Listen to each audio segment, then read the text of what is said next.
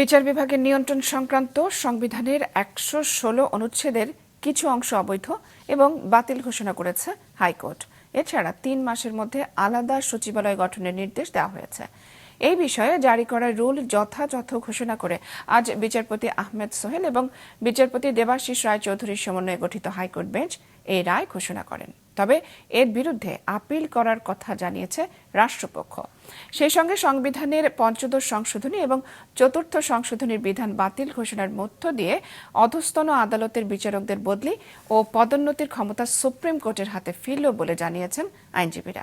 এই রায়ের ফলে সুপ্রিম কোর্টের আলাদা সচিবালয় স্থাপন করা যাবে বলেও জানান তারা। সংবিধানের ১১৬ অনুচ্ছেদ অনুযায়ী বিচার কর্মবিভাগে নিযুক্ত ব্যক্তি এবং ম্যাজিস্ট্রেটদের নিয়ন্ত্রণ ও শৃঙ্খলা বিধান রাষ্ট্রপতির ওপর ন্যস্ত। সুপ্রিম কোর্টের সঙ্গে পরামর্শক্রমে রাষ্ট্রপতি তা প্রয়োগ করে থাকেন।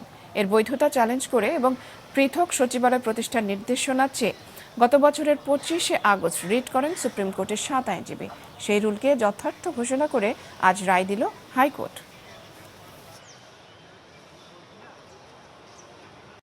১১৬ অনুচ্ছেদ অরিজিনাল সংবিধানে যাচ্ছিল, ফোর্থ অ্যামেন্ডমেন্টের মাধ্যমে প্রথম প্রেসিডেন্টের উপর ন্যস্ত করেছিল।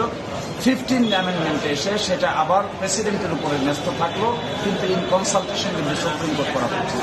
আজকে অবজারভেশন দিয়ে বলেছেন এই প্রক্রিয়াটা পুরোটাই 5th অ্যামেন্ডমেন্ট এবং 15th অ্যামেন্ডমেন্ট, 4th অ্যামেন্ডমেন্ট এবং 15th অ্যামেন্ডমেন্ট পুরোটাই অসাংবিধানিক ঘোষণা করেছেন। এই যে বিচার বিভাগের স্বাধীনভাবে কাজ করার এবং মাথা উঁচু করার দাঁড়াবার যে ইতিহাস, এটি বাংলাদেশের জন্য একটি গৌরব উজ্জ্বল নতুন যাত্রা।